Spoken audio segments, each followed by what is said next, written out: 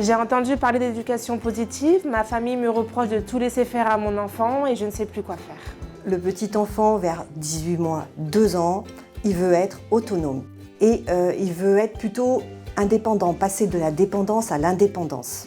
Mais il est encore petit, son cerveau est un cerveau immature, émotionnel, qui va générer des émotions très fortes et très intenses. Du coup, l'éducation positive, c'est pas dire oui tout le temps et à tout à son enfant.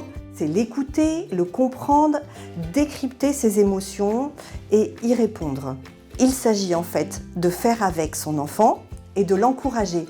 C'est très important. En fait, tout est une question d'équilibre et d'accordage entre le parent et son enfant. Pourquoi il faut que je pose des limites à mon fils et comment je pourrais être ferme et à la fois bienveillante? Il est nécessaire de différencier les désirs de votre enfant de ses besoins. Les désirs, le petit, il veut tout et tout de suite. Mais ce désir-là peut être dangereux pour lui. Et il faut bien un moment que l'adulte responsable mette un cadre et lui dise « Non, stop, je ne peux absolument pas te laisser faire ça parce que là, tu te mets en danger. » On peut dire non et on peut dire stop avec le sourire. C'est pas parce qu'on dit non ou qu'on dit stop qu'on est en colère. Et c'est ça qui va lui permettre de se construire, en prenant confiance en lui et en prenant confiance dans les adultes qui sont autour de lui. C'est en prenant confiance qu'il va aussi se valoriser. Quand je dis non à mon fils, il se met en colère et je ne sais pas comment réagir face à ses pleurs. Alors en effet, quand on dit non, il pleure. Mais il n'a que ça pour se défendre. Ses émotions sont au premier plan, donc il va se mettre dans une colère noire tout de suite. Mais c'est normal, il ne sait pas et il ne peut pas faire autrement. Ça, il faut bien le comprendre.